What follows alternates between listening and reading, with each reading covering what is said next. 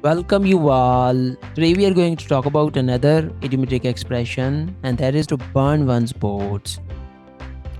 To burn one's boats, which means do something which makes it impossible to return to an earlier stage.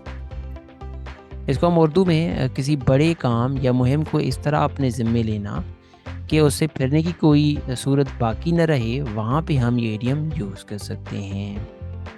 यानी बाज़ दफ़ा हम ऐसा काम कर रहे होते हैं जिसमें वापसी का कोई रास्ता नहीं होता या हम अपने लिए वापसी का कोई रास्ता नहीं छोड़ते, वहाँ पे हम ये इडियम यूज़ कर सकते हैं।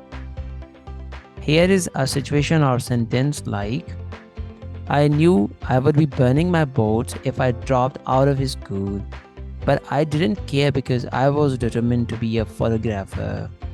So we have used here burning my boats.